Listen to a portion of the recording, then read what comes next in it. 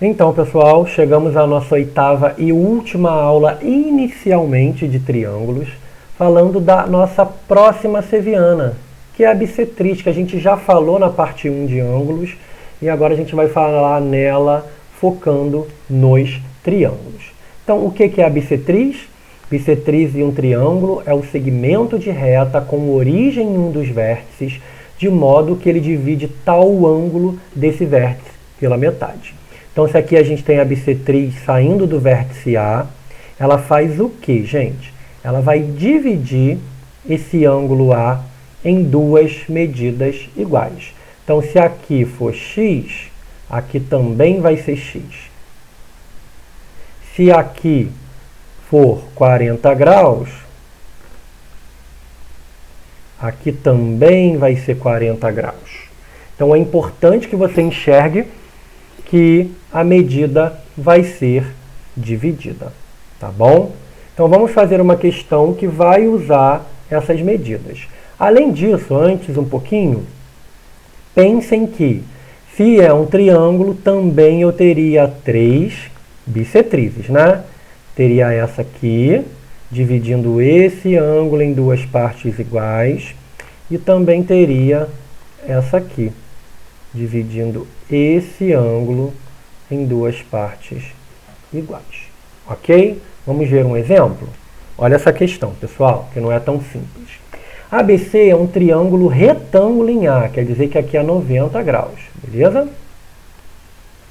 Bom, traçam-se a bissetriz interna, existe outra que é externa que a gente não vai falar agora, e a altura, relativas ao vértice A. Então, eu vou traçar a bissetriz aqui de vermelho.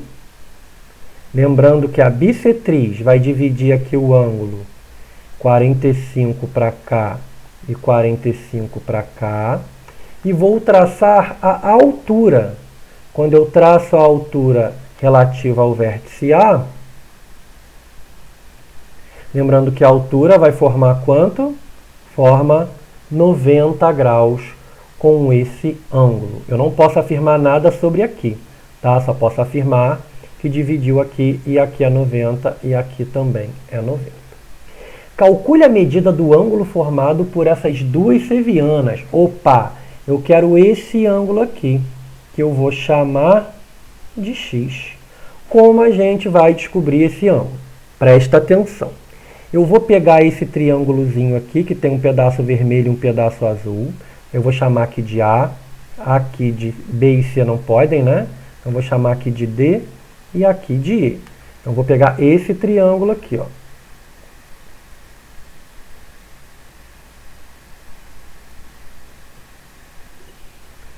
Bom, então aqui é o D, aqui é o E e aqui é o A. Reparem que aqui é 90 e aqui é o X que eu quero descobrir.